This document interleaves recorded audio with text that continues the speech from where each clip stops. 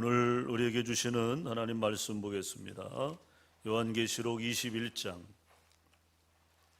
1절로 8절까지의 말씀.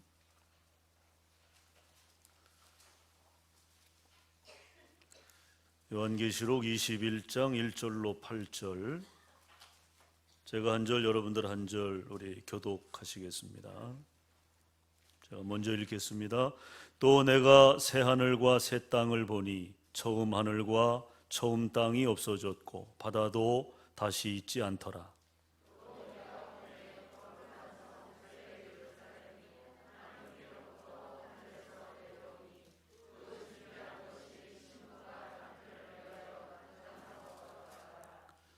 내가 들으니 보좌에서 큰 음성이 나서 이르되 보라, 하나님의 장막이 사람들과 함께 있음에 하나님이 그들과 함께 계시리니 그들은 하나님의 백성이 되고 하나님은 친히 그들과 함께 계셔서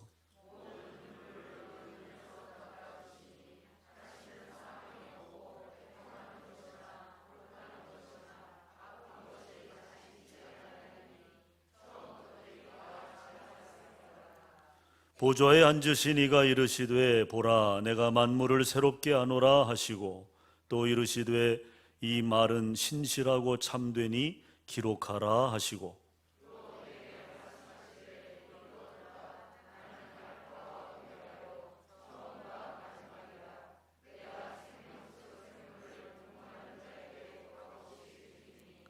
이기는 자는 이것들을 상속으로 받으리라. 나는 그의 하나님이 되고 그는 내 아들이 되리라.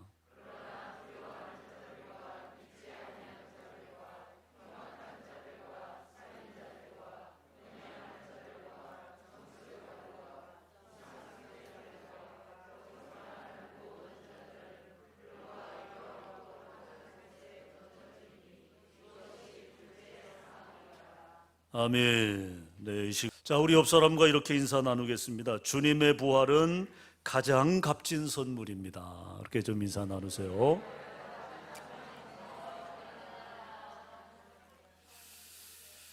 자, 오늘 예수님이 부활하신 날입니다. 매주일 우리가 예수님의 부활하신 그 부활의 기쁨과 그 감격으로 우리가 주일을 맞이합니다. 오늘도 마찬가지죠. 오늘은 특별히 예수님께서 순환을 당하시고 또 죽음의 권세를 이기시고 부활하신 그런 특별한 절기. 우리 기독교에서는 가장 큰 절기이죠. 가장 큰 절기. 오늘 이 날을 통해서 주님의 부활의 기쁨이 여러분 마음 가득하시기를 바라고, 그 부활이 우리에게 주는 소망, 또 그 부활이 우리에게 주는 영적 의미를 여러분의 삶을 통해서 또 증거하고 나누게 되시기를 주님의 이름으로 간절히 축원합니다. 여러분, 성경은 우리가 믿고 소망하는 부활에 대해서 어떻게 정의하느냐? 이 부활은 생명이라고 정의를 합니다. 그래서 생명의 부활이다. 부활은 생명이다. 성경은 우리에게 그렇게 정의하고 있습니다. 또 하나님 나라죠. 하나님 나라. 새 하늘과 새 땅으로의 부활이다. 여러분, 우리가 비록 육신은 지금 이 땅에 있지만 이 육신은 유한하지 않습니까? 언젠가는 저도 죽고 여러분도 다 죽게 될 것입니다. 생물학적인 죽음을 맞이하게 될 것입니다. 그러나 이 부활의 소망은 우리가 비록 우리의 육체는 죽음을 맞이할지라도 우리의 영은 영원한 하나님의 나라로 옮겨진다는 거죠. 그 나라가 오늘 본문의 표현대로 새 하늘과 새 땅이라고 하는 것입니다. 자, 여러분, 생명의 부활이라고 할 때 여기에는 두 가지 개념이 있다. 바로 회복과 부흥이라고 하는 것입니다. 회복과 부흥, 성장, 그 의미가 이 생명의 부활 속에 담겨져 있습니다. 마치 요즘 이제 우리가 느끼는 바 아닙니까? 겨우내 다 죽었던 돼지가 봄 기운을 통해서 어떻게 돼요? 생명이 깨어나지 않습니까? 지금 우리 시선이 닿는 곳마다 얼마나 아름다워요. 얼마나 나무들이 그 새싹의 어떤 그 컬러. 저는 사실 사계절 중에 이맘때를 가장 좋아합니다. 이맘때를. 나무가 물이 올라서 이제 새싹이 돋아서 저 새싹도 그 색깔이 이제 시간이 지날수록 어떻게 돼요? 점점 진해지잖아요. 그 진해지면 안 이뻐요. 지금 이맘때 이 새순이 나올 때 이때가 가장 아름다운 것 같아요. 그래서 그냥 여기저기 둘러볼 때마다 마음이 얼마나 즐거운지 모르겠어요. 저만 그럽니까? 여러분은 안 그렇습니까? 여러분, 이 생명의 부활이라고 하는 것이 바로 그런 의미라고 하는 거죠. 회복입니다. 회복. 봄 기운을 통해서 이제 새로운 생명들이 깨어나는 것처럼 싹을 틔우고 생명의 역사를 만들어 가는 것처럼 생명이라고 하는 것은 이렇게 회복의 능력을 갖는다는 거예요. 회복의 능력. 그리고 성장입니다. 성장. 부활 속에는요, 성장이 있다는 거죠. 성장. 우리를 성장시킨다는 것입니다. 부흥케 한다는 것입니다. 자, 그렇다면 부활 속에 들어있는 이 회복의 능력은 무엇에 대한 회복일까? 무엇에 대한 회복일까? 세 가지로 생각해 보려고 합니다. 첫째는 생명입니다. 생명으로의 회복입니다. 즉, 죽음에서 생명으로입니다. 따라합시다. 죽음에서 생명으로. 그렇습니다, 여러분. 부활이라고 하는 것은요, 초자연적인 역사로서 모든 죽음을 생명으로 다시 회복시키는 하나님의 능력을 의미하는 것입니다. 그 능력의 주체이신 바로 주님께서 사망 권세를 깨뜨리시고 다시 사신 거예요. 다시 사신 거예요. 여러분, 사실 우리는 스스로 잘나고 똑똑한 것 같아도 실상은 얼마나 연약하고 또 어리석은 존재인지 몰라요. 그래서 여러분, 생명 없는 것을 붙들고 씨름하는 이들이 얼마나 많습니까? 우리가 때로는 그러하기도 하지 않습니까? 생명 없는 것을 붙들고 우리가 씨름할 때가 있다는 거죠. 또 그것을 어루만지면서 낙심하고 슬퍼할 때가 얼마나 많은지 몰라요. 이처럼 죄로 말미암아 하나님의 형상을 잃어버린 우리에게 다시 사신 주님께서 생명을 주신 것이고요, 또한 우리로 하여금 하나님의 자녀됨을 회복해 하신 것입니다. 그러므로 오늘 이 시간 다시 사신 주님을 바라보시고 가까이 주님께로 나아가 주님을 만나시고 또 그로 인하여 기쁨과 희망을 우리가 얻는 우리의 삶의 역동적 회복의 역사를 만들어가는 저와 여러분이 될 수 있기를 주의 이름으로 축원합니다. 그 다음에 부활을 통한 회복의 능력은 무엇에 대한 회복인가? 아름다움입니다. 아름다움. 따라합시다. 아름다움의 회복. 부활은요, 부활의 능력 가운데 있는 이 회복의 역사 속에는 아름다움의 회복이 의미되어 있다는 것입니다. 오늘 본문 2절을 보면요, 하나님께서 우리를 위하여 예비하신 새하늘과 새 땅은 마치 신부가 신랑을 위하여 단장한 것처럼 아름다웠다고 말씀합니다. 즉, 죄로 말미암아 상실했던 우리의 모든 순수함. 여러분, 우리가 어떻게 지음받은 존재입니까? 하나님의 형상으로 지음받은 존재 아닙니까? 하나님의 형상으로 지음받은 존재라고 하는 것은 우리 안에 순수함이 있는 거예요. 깨끗함이 있는 거예요. 아름다움이 있는 거예요. 그런데 그것이 무엇에 의해서? 죄에 의해서 다 빼앗겨지고 만 것입니다.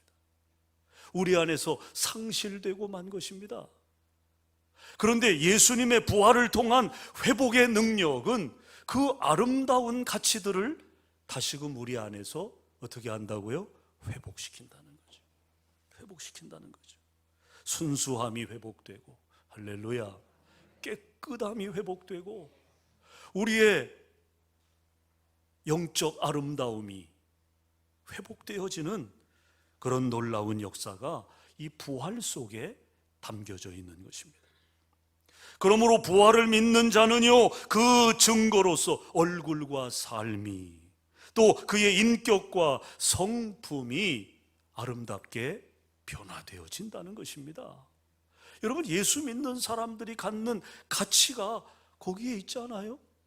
우리가 부활의 소망을 품고 예수 그리스도를 바라보며 살아갈 때 우리의 삶이 자아내는, 우리의 삶이 드러내는 향기가 있지 않습니까? 품위의 아름다움이 있지 않아요? 오늘 그 아름다움이 우리 안에서 회복되어진다는 것입니다. 또 그는 매 순간마다 최선을 다하는, 또 최선에 부끄럽지 않은 삶을 살아갈 것입니다. 여러분, 그리스도인의 삶이 설렁설렁 사는 삶입니까? 그저 그냥 게으름뱅이처럼 그렇게 사는 삶이 아니잖아요. 예수 믿는 사람들의 삶은 얼마나 부지런합니까? 우리 감리교, 이 메소디스트라고 하는 의미 속에는 규칙쟁이라고 하는 의미가 담겨져 있습니다. 철저하게 규칙적으로 살아가는, 되는 대로 사는 게 아니에요. 되도록 사는 것입니다. 이런 아름다운 삶의 변화, 이런 가치 있는 삶으로의 변화가 부활의 능력 가운데 우리에게 주어지게 된다는 것입니다. 그리고 결국 그것이 그의 현재적 삶의 가치가 되어서 매 순간 꽃처럼 새롭게 피어나게 되고요, 우리의 영혼이 밝아짐으로 맑아짐으로 아름다운 미래를 열어가는 디딤돌이 되는 줄로 믿으시기를 바랍니다. 특별히 오늘 부활주의를 맞이하면서 위로부터 임하는 부활의 능력이 우리가 각자 짊어진 무거운 인생의 짐들이 있잖아요. 때로는 그 인생의 무거운 짐이 버거워 우리가 힘겨워하고, 그 힘겨움이 선을 넘어 낙심이 될 때도 있지 않습니까? 그것이 우리의 삶을 다운시키고 피곤하게 하고 또 위축시킬 때가 있지 않습니까? 오늘 예수님의 이 부활의 소망, 이 부활의 능력, 이 회복의 역사가 그런 모든 우리의 삶의 새로운 소생의 역사로 증거될 수 있기를 축원합니다. 우리의 교만한 마음과 낡은 틀 속에 갇혀있던 아름답지 못한 우리의 모습들이 아름답게 변화되는 역사가 이루어지기를 주님의 이름으로 간절히 축원합니다. 그래서 그동안 잠재되어 있던 우리의 영적 에너지가 분출되는 분수령이 될 수 있기를 주님의 이름으로 간절히 축원합니다. 그 다음 끝으로요, 부활 속에는 완전함으로의 회복의 능력, 그것을 가능케 하는 힘이 있다는 거예요. 힘이. 여러분, 죄로 말미암아 타락한 세상은 어떤 세상입니까? 불완전한 세상. 세상은 불완전합니다. 그래서 여기저기서 여러분 아우성 소리가 들려오잖아요. 사건 사고가 끊이지 않지 않습니까? 그래서 세상에서의 삶은 늘 불안하고 초조한 것입니다. 믿음 없는 자들, 예수 없이 사는 인생들은 얼마나 불안하고 두려운 인생이겠습니까? 그러나 부활은요, 그러한 우리의 인간의 모든 불완전함을 완전함으로 회복시켜 주신다는 것입니다. 즉, 모든 죽음과 실패는 생명과 성공으로 회복되고, 우리의 악함과 추함은 선함과 아름다움으로 회복될 뿐만 아니라 우리의 불완전하고 불안전한 모든 삶은 완전하고 안전한 삶으로 바뀌게 될 줄로 믿습니다. 이처럼 생명의 부활 속에는요, 부흥의 능력이 들어있다는 거예요. 부흥의 능력이, 리바이벌, 부흥의 능력이 들어있다. 뿐만 아니라 부활은요, 단순한 회복에서 그치지 않습니다. 사실 회복만으로도 큰 은혜가 되지만 부활은 부흥의 능력이 포함되어 있다는 거예요. 따라합시다. 부활 안에는 부흥의 능력이 있다. 우리를 부흥시킨다는 거예요. 부흥시킨다. 우리를 성장시킨다는 거죠. 그렇다면 여러분, 이런 부활의 능력과 축복은 어떻게 얻습니까? 따라합시다. 오직 믿음으로. 어떻게 얻어요? 믿음으로 얻는 거예요. 믿음으로. 오직 믿음의 부유함으로만 이 부활의 능력을 우리가 소유할 수 있는데, 우리들의 문제는 이 믿음이 부유하지 못하다는 데 있어요. 우리의 믿음이 부유하지 못합니다. 안타까운 것은요, 우리의 믿음이 참으로 가난하고 초라할 때가 너무 많다는 거예요. 여러분, 우리가 그렇게 살라고 주님이 십자가 지신 건 아니잖아요. 그리스도인 된 우리의 삶이 그 정도 수준에 머물라고 주님이 십자가 지셨습니까? 그 모진 고난 당하셨습니까? 부활의 소망을 우리에게 열어주신 것입니까? 아니죠. 믿음이 없는 것은 아닌데 매네 대겔 우바르신 달아보고 재어봐도 모자라요. 그 분량이 모자라. 믿음의 분량이 모자라요. 그래서 부활의 능력을 덧입지 못하고 참으로 가난뱅이처럼 그런 삶, 구차한 삶을 살아가게 되는 것입니다. 여러분, 사람을 동물에 비유하여 분류하면 두 종류로 분류할 수 있는데요, 개형과 고양이형으로 나눌 수 있다고 합니다. 개는 일반적으로 사람들을 잘 따릅니다. 뭐 꼬리를 흔들고, 저 언덕 위에 있는 우리 장군이도 어디 나갔다가 들어오면요, 벌써 그냥 나와가지고 꼬리를 흔들고 있어요. 뭐 주는 것도 없는데 그냥 꼬리를 흔듭니다. 그러니까 사람을 잘 따라요, 개는. 그런데 고양이는 어떻습니까? 고양이는 사람을 잘 따르지 않습니다. 그것은 그들이 기억하고 있는 것이 다르기 때문에 그렇다는 거예요. 여러분, 개는 주인이 9번 잘못하다가도 자신에게 한 번 잘해주면 그 한 번 잘해준 것을 메모리한답니다. 그래서 주인이 9가지를 자기한테 잘못한 거 다 잊어버리고 한 가지 주인이 자기에게 잘해준 거 그것만 기억하면서 꼬리를 흔든다는 거예요. 꼬리를. 근데 고양이는 그 반대라는 것입니다. 9번 주인이 잘해줘요. 그런데 한 번 잘못했어. 그러면 이 고양이는요, 9번 주인이 잘해준 거 다 잊어버리고 주인이 한 번 잘못한 걸 기억한답니다. 그래서 그것 때문에 주인을 따르지 않는다는 거죠. 가만히 생각해 보면요, 사람의 경우도 다르지 않다고 봅니다. 한 번의 사랑을 받고도 감사하는 사람이 있는가 하면 여러 번의 큰 사랑을 받고도 감사하지 못하는 사람이 있어요. 여러분, 왜 그런 차이가 생길까? 그것은 그가 무엇을 기억하고 있는가에 따라서 좌우지되는 것입니다. 즉, 사랑을 기억하는 사람과 상처를 기억하는 사람의 차이라는 것입니다. 심리학자들에 의하면 보통 일반적으로 사람들은 사랑을 기억하기보다는 상처를 더 잘 기억한다고 합니다. 그래서 그런 격언이 있잖아요. 은혜를 흐르는 강물에 새기고 원하는 어디에 새겨요?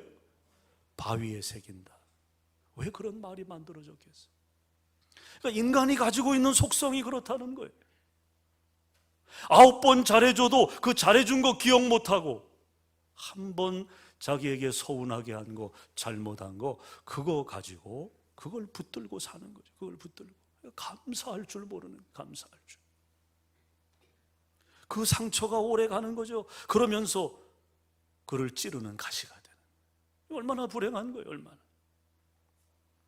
여러분, 우리 그리스도인들은 사실 영원히 잊을 수 없는 사랑과 은혜를 받은 존재이기도 하지만 사명자의 입장에서 본다면 우리는 은혜를 맡은 자들이라고 하는 거예요. 따라합시다. 나는 은혜를 맡은 자이다. 우리 그리스도인들은요, 저와 여러분은 은혜를 맡은 자라고 하는 거예요. 맡은 자. 여러분, 우리 안에는 분류상 은혜를 아는 자들이 있고요, 또 은혜를 받은 자들이 있습니다. 그리고 또한 은혜를 맡은 자들이 있다는 거예요. 여러분은 어느 편에 지금 속해 있다고 보십니까? 은혜를 아는 자입니까? 은혜를 받은 자입니까? 아니면 은혜를 맡은 자입니까? 사랑하는 여러분, 여러분은 모두 은혜를 맡은 자 되시기를 축원합니다. 은혜를 맡은 자가 되어야 한다. 주님이 십자가상에서 운명하시자 제자들은 다 뿔뿔이 흩어져 버렸어요. 흩어져 버렸어요. 그러나 주님이 부활하신 것을 사실로 알게 되자 제자들의 인생은, 태도는 180도 방향 전환이 되었습니다. 절망이 희망으로, 슬픔이 기쁨으로, 의심이 확신으로, 옹색하던 사람들이 너그러운 사람으로, 겁쟁이들이 용기 있는 사람들로 바뀌어졌다는 거예요. 생각도 바뀌었습니다. 행동도 바뀌었습니다. 가치관도, 모든 것들이 다 바뀌어졌다는 거예요. 무엇 때문에? 예수님이 부활하셨다는 사실 때문에. 죽어도 다시 산다. 여러분, 이 사실이 저들의 모든 것을 다 변화시켜 놓았던 것입니다. 그렇습니다. 부활을 믿는 자들에게는 누구에게나 이런 변화가 있다는 거예요. 이런 변화가. 저는 우리 소태교회 안에 이 변화가 날마다 여러분의 삶 속에서 확인될 수 있기를 간절히 소망합니다. 독일의 시인이면서 작가인 괴테가 있습니다. 괴테가 노년에 이렇게 말을 했습니다. 내가 부활을 사실로 믿기 전에는 나의 모든 것은 오류였다. 예수님의 부활을 사실로 믿기 전에는 내 모든 것이 오류였다. 여러분, 그렇습니다. 이 부활 신앙이 있어야만 우리는 허물을 이길 수 있습니다. 이 부활 신앙이 있어야만 우리는 환난도 이길 수 있고요, 이 부활 신앙이 있어야만 우리는 고독의 문제, 죽음의 문제, 못된 생활, 이런 것을 다 청산할 수 있다는 것입니다. 그래서 우리는 죽어도 다시 산다 하는 이 소망 위에서만이 참으로 바르게 살 수 있는, 세상을 이기는, 죽음을 이기는 능력을 얻게 되는 것입니다. 주님은 우리에게 이 놀라운 길을 가르쳐 주시기 위해서 죽음에서 부활하신 것입니다.